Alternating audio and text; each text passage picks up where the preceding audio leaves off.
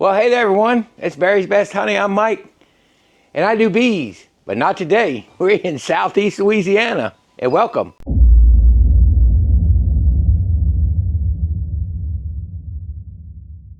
So because we're not built for this stuff, we had to reinforce this aluminum roof or it would come down. I guess our contractor told us in '08 his grandmother's went down, and so he suggested making sure we reinforce it. Our trees aren't built for this either. Our live oaks keep leaves on all year, so they hold the snow and then they break. But the good thing is we've had wind, and that has knocked a lot of it off. The only other thing we gotta do is go out there to my trees that are covered and knock the snow off of those tarps, because we've got another 3 or 4 hours of snow coming down. So here we go. And it's about 25 degrees. It's cold, huh? It's cold. She says it's cold. Let's go in it, though. So we are gonna be the true Southerners that aren't used to snow and gonna go in it. Although we did go to Minnesota in February and got to see big snow there. So I don't know how many inches we got now, but it's up to the porch already, which is at least 3 or 4 inches. And we're gonna measure it when we get out in the yard on our flat surfaces. But again, we got more coming. So here we go. All right, we're gonna walk down the driveway, get some pictures of the house. That's what we do when it snows here. I put my truck in the front yard, out from under any trees. Again, our live oaks. The other trees aren't a problem, but the live oaks, ooh, where my carport is, it's windy, tends to, they break. Big limbs break when they bend over. That pine, it keeps its leaves, it could break, it's leaning. But he's coming to take pictures. So anyway, I put my truck out from under any type of trees. Even though it's under my little carport, that's not gonna hold one of those big limbs.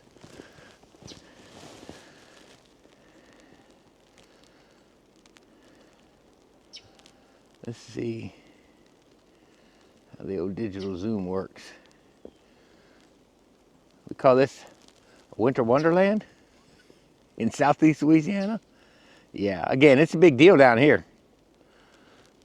For you guys up north, this is nothing, but for us, this is a huge deal. It really affects us. Of course, everything is shut down. There's no way we can travel down here in this. Our roads, we're not prepared. We have salt. There at work where I work, there's salt there. A big shed full of it. There's spreaders, and they did brine the roads to an extent, but the resources are limited. So just enough to clear the main roads for them to get emergency vehicles through. That's really it. They don't want anybody on the roads down here because, again, we're not equipped. We don't have plows or anything like that, and equipment to continually keep them ice free. So, all right, so we're gonna go out here and take a picture of the house. We've got one from '08, and I think '14 we had a big snow that was 6 to 8 inches. '08 was 8 inches, and actually New Orleans is forecasted to get more than us, believe it or not, because of the way the band is working through there. So it sure is pretty. It's going to be here for about 3 days, and then we should melt off because our temperatures are staying in the teens tonight, the 20s tomorrow. The next day, I think in the afternoon, we might finally get a break from the freezing temps.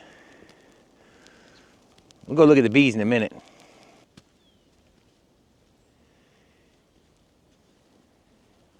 There's a few people driving down the road. One guy came barreling by. I'm sure he moved down here from up north and decided, these dumb Southerners can't drive, and he went flying around everybody, went down the road. But what he doesn't understand is us dumb Southerners don't know how to take care of our roads. We do our best, but we can't get the bridges, all the little bridges and roads and everything taken care of. We don't have that kind of workforce to do that. And so it's gonna be all fun and games, him going down the road at 40 and 50, and he's gonna hit one of those 6 or 8 span bridges we got down here, and he's gonna go for a ride. But more power to him. I don't know where people are going. There's nothing open down here. All right, here's the angle.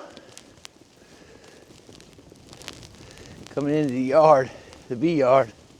Of course, the bees will be fine. Actually, the snow, if anything, will help insulate them. Some of the smaller colonies that are on the end, I got windbreaks on just because we had a fierce north wind yesterday afternoon in the 30s and 20s as far as temps. So surely didn't want them, you know, to have that wind blowing on them. That's when people ask me about bees in the winter, especially when we have cold weather, not snow. We don't get this often at all, obviously. And they say, are they going to be all right? What do I need to do? I always say the most thing, as long as they're healthy, they have a decent sized cluster, and they're queen bright, which they don't have to be queen bright. They can go through without a queen. They'll make it, but if anything at all, I just simply do windbreaks. Because we will warm up. We never, in my time keeping bees down here, have we ever went more than a week below 40 degrees solid.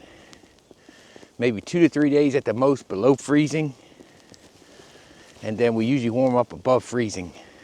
So here is the bee yard. In the back here, you can see I had it got moved. I have a little windbreak. No, it didn't get moved. That's where the northwest wind is coming out of on that hive right there. I'll come out here once the snow quits and I'll clear the entrances, but there won't be even cleansing flights, I don't think, until tomorrow.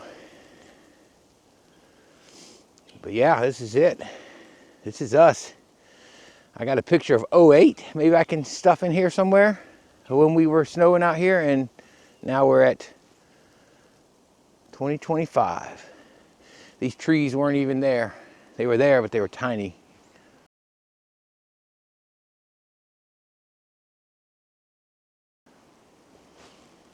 What you doing, taking pictures? I'm taking a picture of you, taking a picture of me. I got you. All right. I gotta take some video real quick with my phone. All righty, here's the back of the yard. Little birds are flying around. Can't find any bees.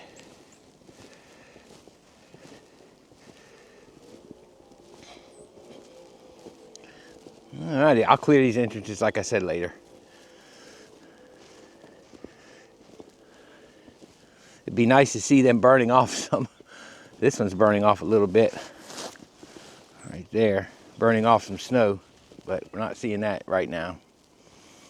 That one's got an entrance. There are entrances. There must be some heat coming out of that one. And entrances slowly. This one here is decent. Look at there. There's some entrances with some heat coming out. I think these bars on top help too. They keep from dropping the snow on the front. This one same way. You can see where the heat is opening the snow. I need to bring my gun out here, my, what you call it, not my, you know, my thermal imager. All right. It's cold. It is cold. It is 25. It's all covered with snow. I don't know, they can hear me? Yeah, I think so. Get the snow off of it. Somebody's out there doing donuts in the field. You can hear them getting on it. They got to be in the field. They'd be in the ditch by now. All that running. They got to be. Here's another one of my windbreaks I threw up. It's about the only thing I'll do when it's real cold if it's windy. I'll do windbreaks. I always think those are helpful. See these trees, our trees, well, those water oaks, they lose their leaves pretty good. It's the live oaks that are the big deal. Most of these won't necessarily break.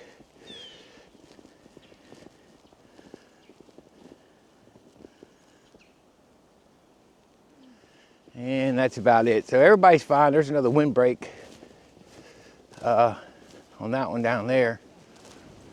You can see it's got a windbreak and all the snow's blown up against it. So that's our north wind blowing. It's the whole purpose of, I'm not gonna go that way. So I don't have to go through between the trailer and the pond, but there it is.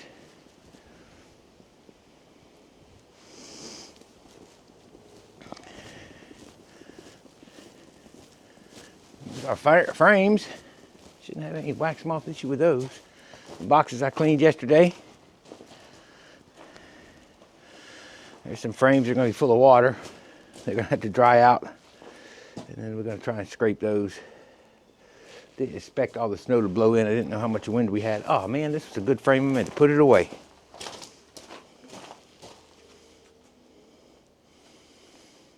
Oh well. So everything will have to dry off before I can clean those up. And we got the honey supers, of course. It's windy for it to be blown under everything. Last time we didn't have all this wind. It just fell where it fell. That's what we want. We want that wind to just blow all that snow off them live oaks. That's important. Because they took a beating in that '08 snow. Broke the tops out of every single one of them. And I mean big limbs too. That's exactly what we want. Well, that's going to be it. That's all I can show you. Snow, my trees are crushed down a little bit under the tarp, but I started clearing the snow and I thought, well, let me leave it on there. It might be a good insulator because it's supposed to get into teens tonight. I got a heat lamp under there.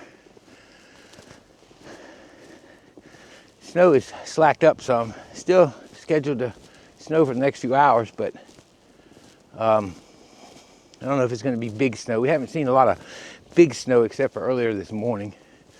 Those big flakes. So my truck probably would have been fine under there, but one of those limbs comes down and pops through that thing and crushes it or something, and my truck's under there. We had a lot of these come down. I mean limbs like that size. Right there. We're breaking off in '08. Old hat to you guys up north. Not so much for us. We're just kind of taking it all in.